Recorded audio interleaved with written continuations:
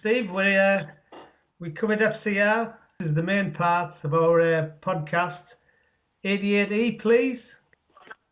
Yeah, practically speaking, the company's in sort of a little bit of a lull period now, whilst obviously get the Icebind 2 underway.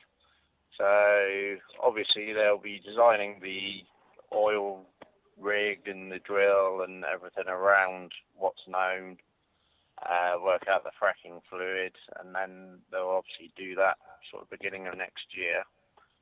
So there's news afoot that they've obviously got, there's still this ambiguity between have they got 2D or 3D. So what happened there was the company that originally shot the 3D, they were asking too much money for it. So Dave Wall has basically turned around and said, no, we know what's down there, we'll just work with the 2D, we're not being ripped off here. So he's paid for the 2D.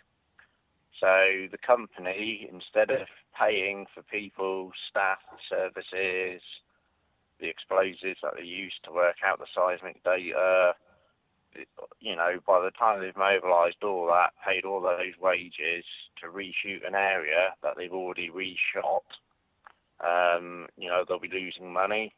So all the company's done is basically given at cost the 3D to Dave Wall, pocketing the money for the 2D. So it's a win-win situation. The seismic company hasn't lost any money, and Dave Wall has got sort of 3D for the price of the 2D.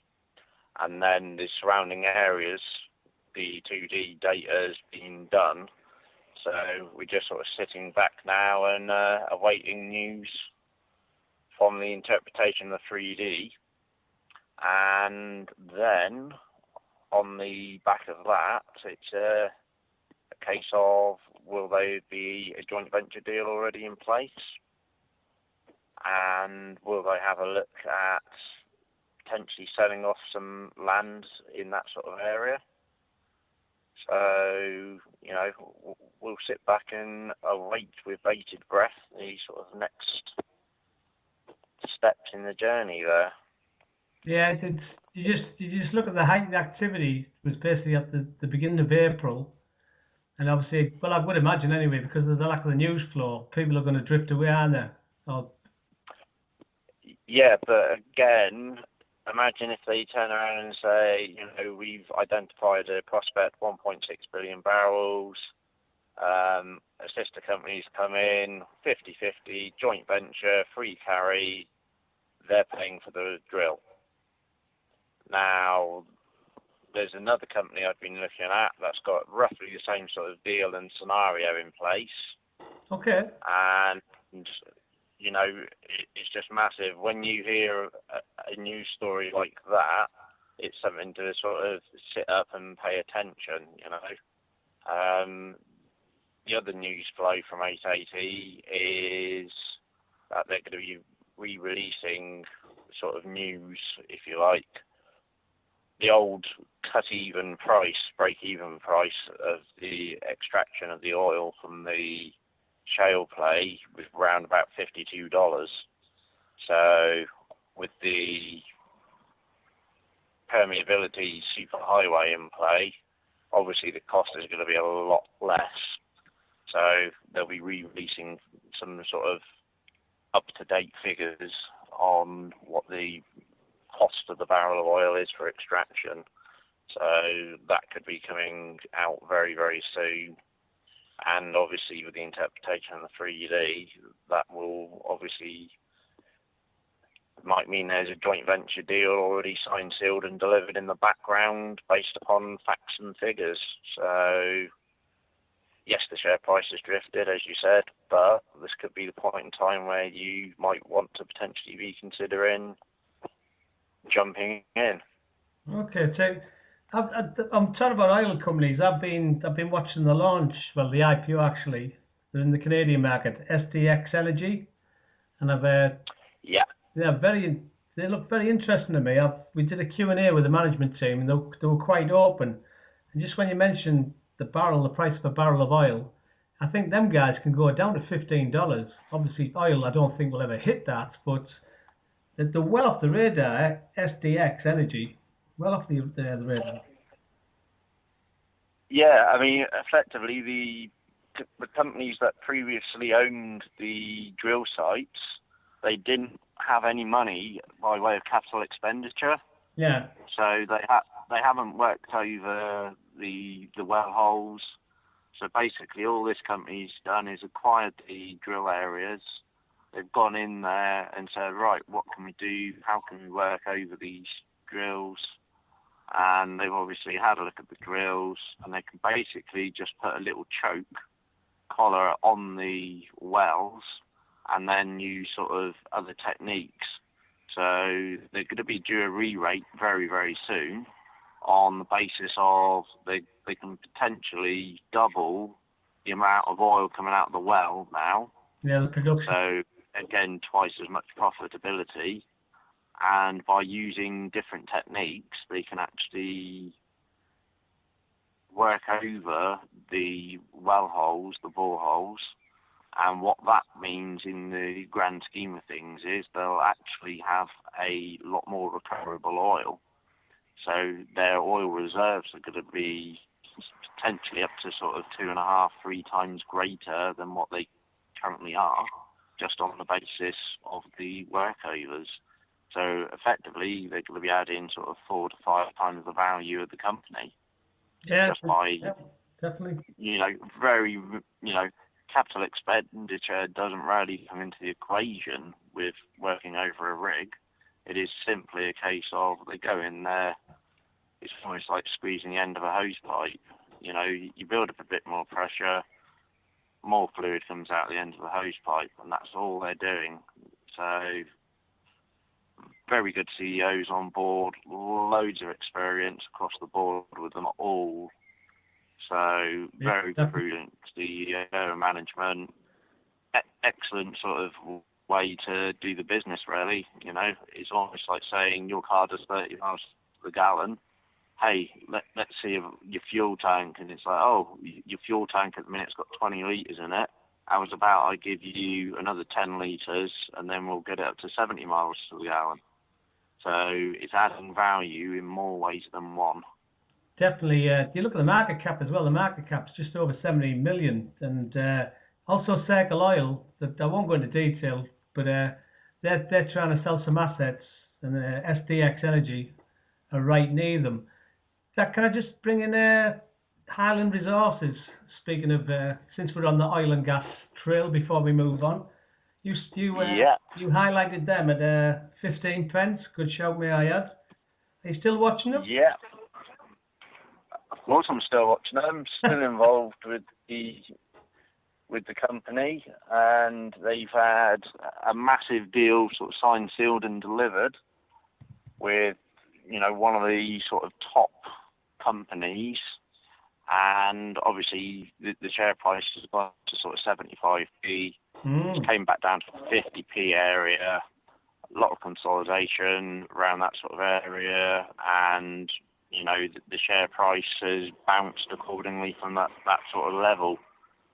So we've got Schlumberger in doing the tests and everything.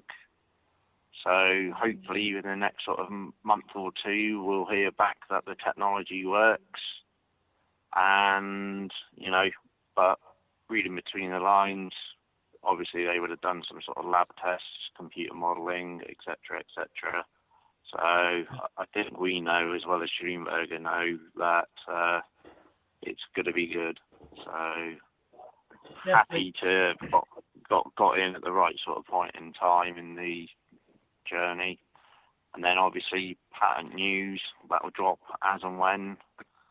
So, but for a second company to sign an agreement with Highland Natural Resources, that just shows that the company aren't just sitting back and allowing one company to take the reins. They're being active and proactive in driving the company forward, getting more agreements on the table, adding more value, more strings to the bow.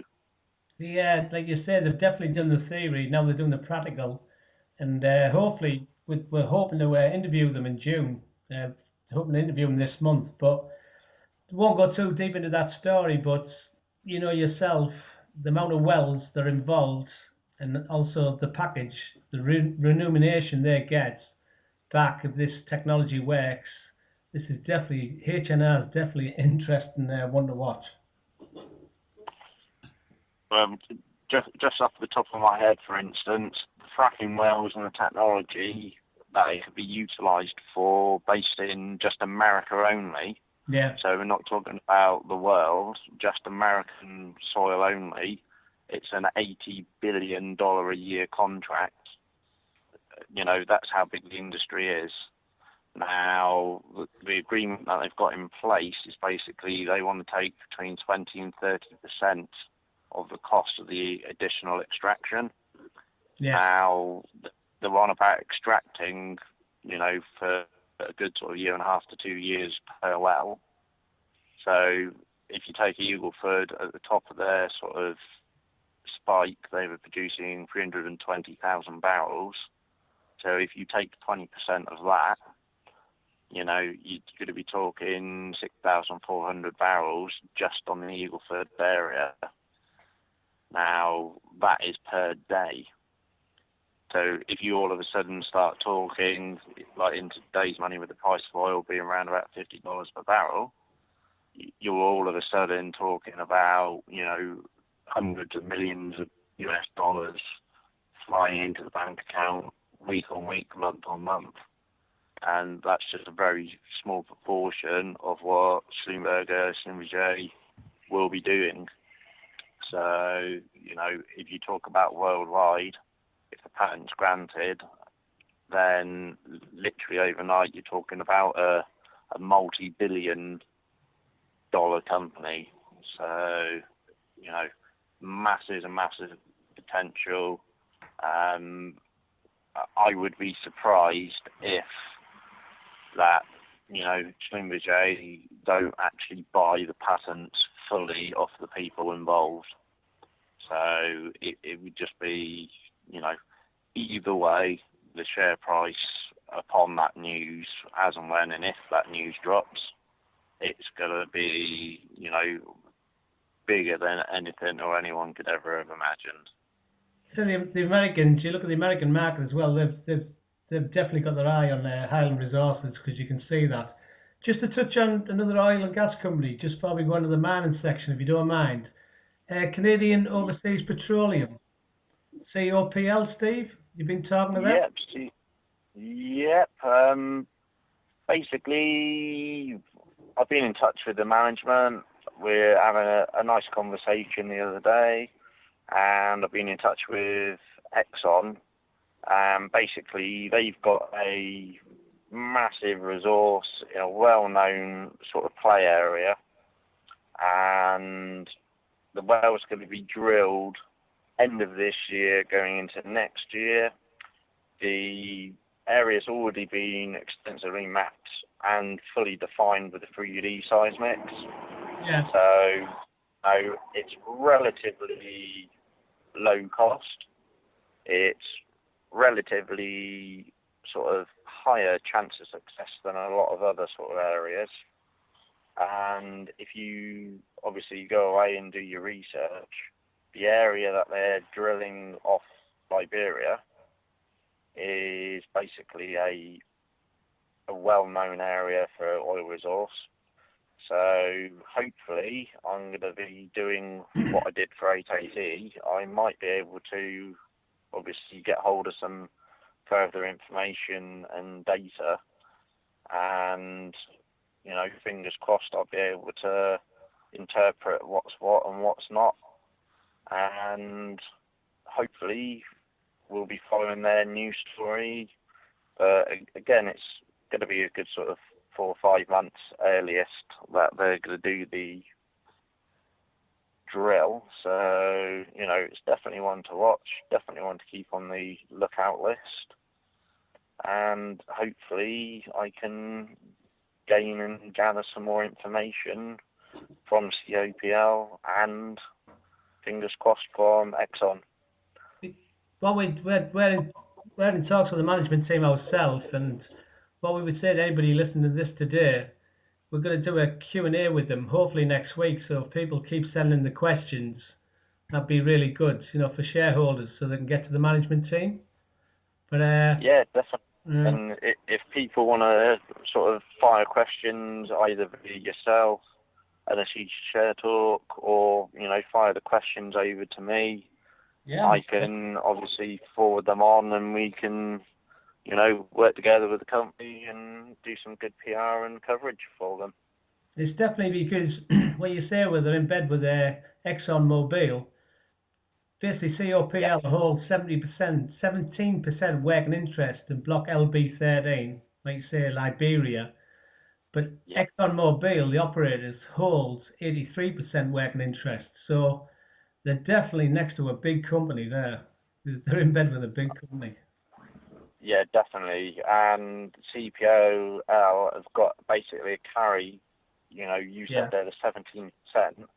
It's on all costs, so literally everything, up until ExxonMobil actually spends $120 million. So it isn't just a one drill deal, it's an ongoing multiple well drill deal. So it's not just a one-shot wonder. So if they hit oil where they are, within that same block, they can go and do 2, 3, 4 wells, until that money runs out. And then, happy days, even if out of the 4 drills, they only hit on 1 drill, that's going to be the return on money that they're after. Yeah, and like you said, they've got that carry from the big operators, so they're in quite a good position. Just obviously, to touch under the mining sector, I've got to mention Hummingbird Reserves, HUM. We spoke to them on Friday. We've just put the interview out this weekend, but the RNS they released, I don't know if you've been following it, Steve. They released an RNS, a placement subscription, and they raised £45.8 million, which is absolutely staggering amount of money. It's amazing, unbelievable. That is almost unheard of. I mean, if you have a look at all the companies we've been following recently, like Noricum, KRS, that fundraising is more than the market caps on those 2 companies. Exactly. And it just goes to show you've just got to find a niche little product somewhere and promote it in the right way, and the sky's the limit. So, but we're going back to like COPL. They're basically based on the London Stock Exchange as well as the Toronto Stock Exchange. Yeah, Canadian. And the Canadians just don't have a clue on how to value any sort of mining stocks, and that's why a lot of Toronto-based companies are now dual listing. The Canadians do not like or know how, I don't know if they've got the mentality to do it, or if it's a case of we're not interested in that. They would rather deal with things. They've got a version of Dragon's Den, for instance. There's people in there that want to open a sandwich shop, they get funding. There's people there that have got a multi-million sort of Canadian dollar business venture. They're looking for a cash injection of, equivalent to 30,000, 40,000 English pounds, and they won't get the funding. And you sort of sat there like, what is it? Why are you doing that? That makes perfect business sense, what they're suggesting. And I just can't get my head around the sort of Canadian mentality when it comes to sort of fundraising, business management, or anything along those lines. Yeah, it's I'm just on the Hummingbird. I was talking to the company, like I say, on Friday, and they put the classic tweet out. It was the tweet of all tweets. They put on there. I've got to say this. I said in the interview, the exact words were $67 million raised, hyphen. Now let's get that gold mine built, boom. And then they put the RNS underneath. honestly, if Carlsberg had wrote that, they just couldn't even write that. They couldn't write that RNS. It's class. Oh yeah, definitely. It's But honestly, it goes to show, just the wording on the RNS shows down to earth management and what they want to do and how they're going to go about doing it. yeah, we covered them in March as well, so we've made quite good relations with them through LSE Share Talk. So we'll carry on down that road covering them. Right, we're going to talk about Keris, your baby now. My baby and other people's babies. Yeah, I know, but just obviously you've aligned yourself with Keris. I'll go on to Noricum in a bit. What's your opinion of Keris at the moment? Practically speaking, it looks like the market needed to see the figures.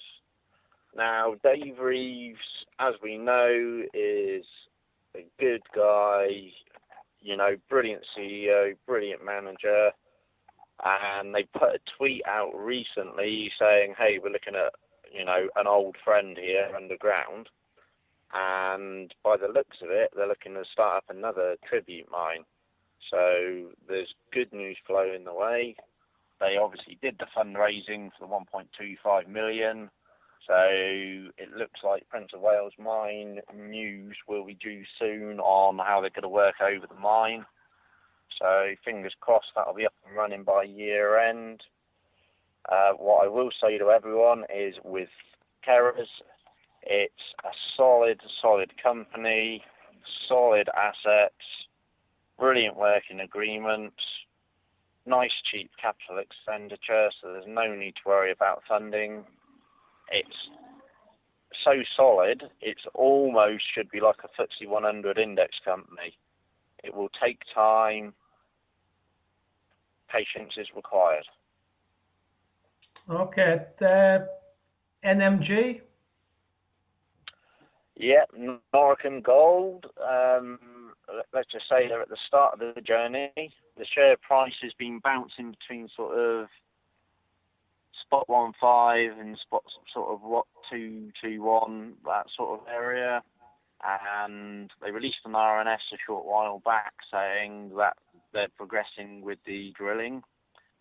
So I've not been in touch with Greg recently, but this is the point in time where I would say that it's going to start doing the extraction. So it's coming up to the third quarter, which is when they said they were going to start production. Yeah. Gold price come up and it's consolidating nicely, and it's not a sort of a one-trick pony. They've got lots of resources there, lots of differing resources: gold, silver, copper, and there'll be a few more sort of minerals, etc., to come out in the pipeline after they've completed all the seismic work and drill areas.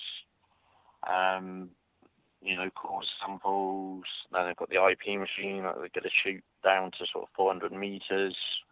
So there'll be an updated JORC coming out at any point in time. So it's just the very start of their journey now. And, next time we talk, fingers crossed, there'll be a bit of news flow saying, we're going to potentially be starting on this date, and this is what we've got. Updated resources, so it's looking very good. It is that Daniel. Definitely Noricum, the deal we've got now, because the transformational. They've just reinvented themselves from what they previously were. I think the share price is around spot 15 or spot 16, but like you say, that's one we'll be watching closely, because I think when the news starts unfolding in the third quarter, they'll attract a lot of interest. I'm a big liker of this company, and Greg and the team, Martin. Yeah, definitely. A lot of people look towards Greg as the CEO, but this is me. This is my personal opinion.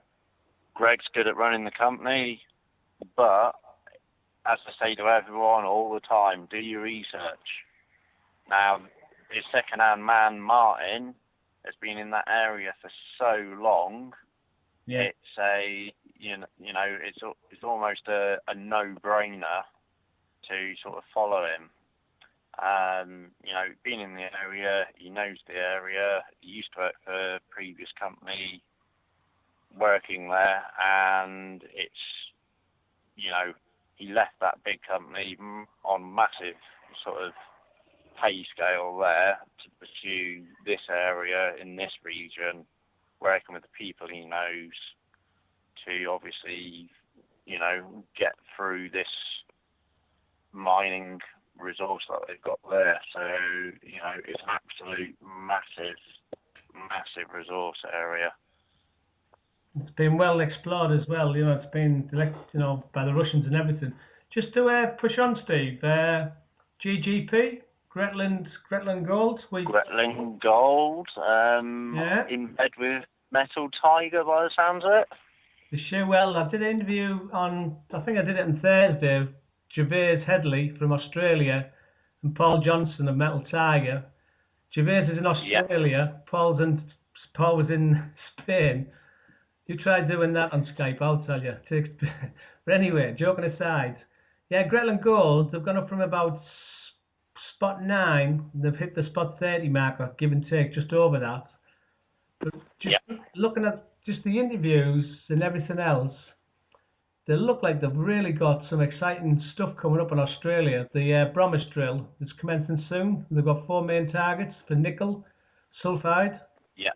And I don't know, I might be wrong in saying this, but this just listening to their interviews, they're quite open as well to getting another asset on board. So it just looks...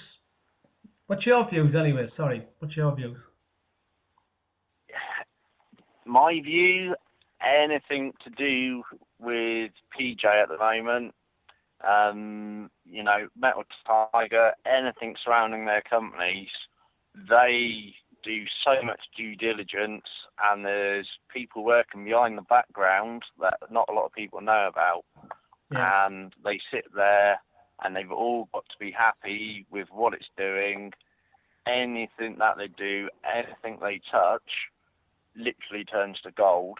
Now, if they're going to be going after Gretland Gold and they're going to be potentially acquiring other assets along the way, it's only going to add value. So, I'm not invested in Metal Tiger, but there is so much upside. You've got to do so much research on the company. It's almost split into 2 halves. You've got a producing side, and then you've got sort of an investment side. So it's such a big resource, such a big company. They've got so much news flow to come as well. Just skimming over the surface of it, Botswana news is due. I know that just from reading sort of social media. And, it's taking a while because there's just so much to find. So, and it's interesting sort of sitting there, even though I'm not invested, I sit there, I listen to the interviews, and he just sounds like such a genuine guy, very down to earth, always has a laugh and a joke. And, it's just like, that's the sort of manager you want, absolutely good guy. They've got Spain on the go as well. So they're doing Spain. They talk about gold, but it's the tungsten really in Spain. But the thing I'm looking at, because obviously you've got Botswana, you've got Mud Resources there, where Metal Tiger have got the 30% joint venture, they own 5% of Mud Resources. And like you say, they're drilling all the time. They're sandwiched between 2 big players there. But me personally, I'm looking at Thailand. I think the amount of time the management team is spending in Thailand, and this is only my opinion, I think they're pushing the Thailand thing, because they seem to have people out there full time. So that's the thing I'm looking at the moment. But at the moment, the markets are not seeing it, until they start delivering. That's it. And, obviously, I know you covered Metal Tiger from an early period, and the share price went up to sort of around about the 5p mark, I believe it was. 6 pence. But it has come down. All right. Sorry. Yeah.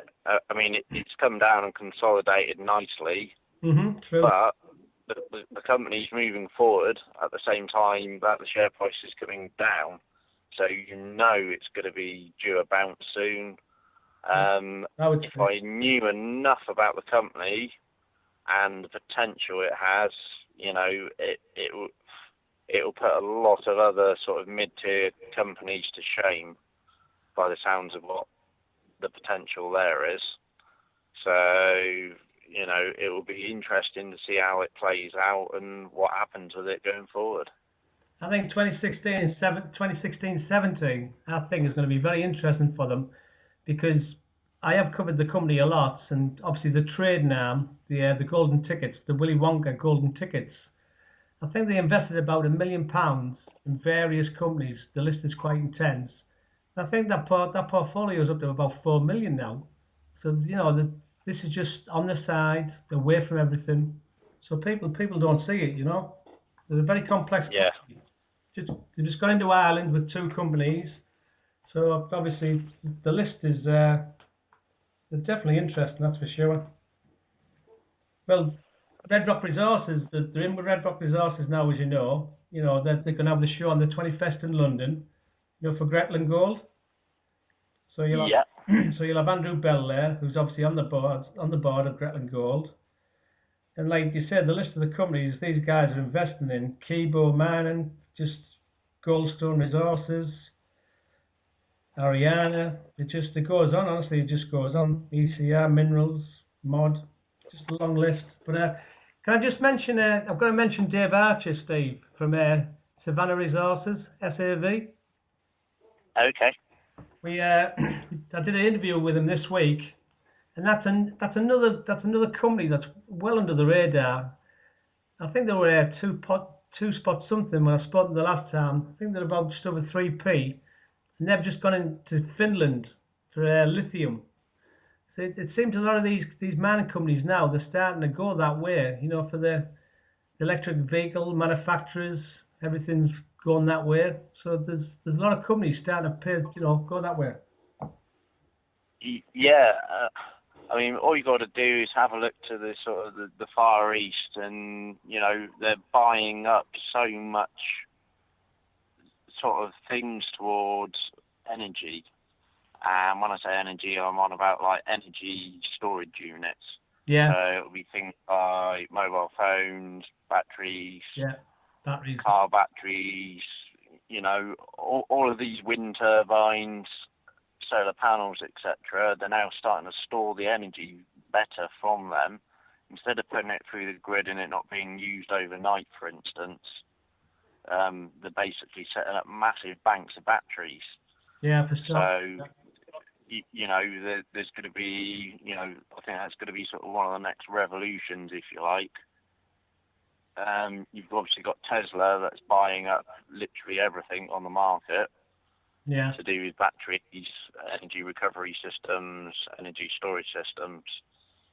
So, that sort of area. Everyone looks towards gold, platinum, silver, copper, that sort of thing in the downturn in the market. But it very much looks like sort of lithium and sort of rare earth minerals are going to come to the front of sort of major plays going forward. Well, just to pick up on that, I agree with what you're saying. One of the companies we follow closely, European Metals Holdings, EMH. Yeah. And I watched them, Keith Coughlin, and I watched them last week. They're the same thing in Europe. They're in the renewable game, if you like, in the mining sector. And I watched their share price go down. I must have been about 11p, and then bang, up it went. All the way back up to 18 now. It's just well, the fifth around. So I'm looking at the chart here. Around the beginning of April, it was 7.88p.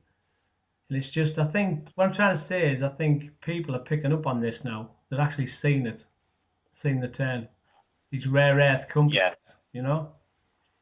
It's yeah, definitely.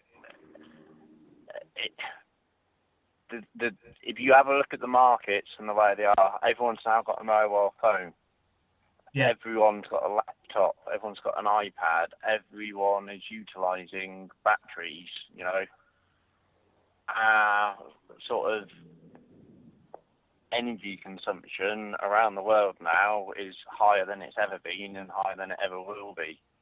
You know, you look back 15 years, you would have had a mobile phone that lasts on the battery, you know, a good week or so before you needed to charge it, you know. Yeah, that's true. You can walk out your house with a 20% battery and know that if you needed to do a 3-hour phone call, the battery would last.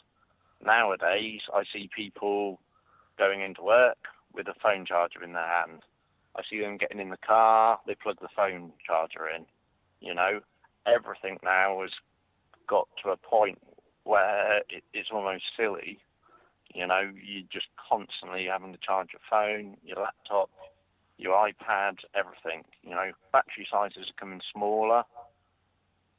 So it has to be a case of now, you know, the next revolution's got to be in better batteries, better systems for utilising them. And again, that transfers over into cars. So, you know, that's the way the market's generally going now. Electric cars, hybrids, that type of scenario. So definitely sort of rare earth seems to be the way to go. It is. It's like you said, when I'm talking across to these companies, and like you said, the people, they're going to end up with batteries in their houses where they can store the electricity, use it on an evening, you know, this sort of thing. The solar stuff being collected in the batteries, and like you said, and then you've got the electric vehicles. The industry is going to explode shortly.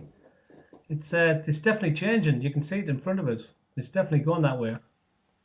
Yeah, definitely. Right, I don't know where you are or what you're up to, but I'm sure it's been lovely talking to you. What you're up to anyway before you leave? I'm going to go off camping this weekend into the deepest, darkest depths of Devon. Oh, I bet the sun's shining down there as well. Oh, it's constant sunshine down here for the last week, so it'd be a shame to not utilise it. I seen a pair of legs on Twitter the other day with the fishing rods. That was quite scary. Yeah, I think I'll keep them off Twitter in future. I got a few comments, including from a few CEOs. They came on and were talking about it. So cool. Yeah, I think I'll keep them covered. So you're making me laugh here. Right, Steve Larratt. That's what they said. By the way, thanks. Great talking to you. It's an absolute pleasure, mate, as always. And you have a lovely weekend, okay? Yep, same with you, Alex. You have a good time. And as we said earlier, everyone, all the listeners out there, if there's any companies that you want to pose questions to, utilise us. Send the questions over. It doesn't matter if they're easy questions or hard questions. You know, we will ask the questions other companies won't. Yeah, I like it, mate. I like it. All right. Catch you later, and thanks. Cheers, Steve. Cheers, Alex. Have a good weekend, everyone, and enjoy.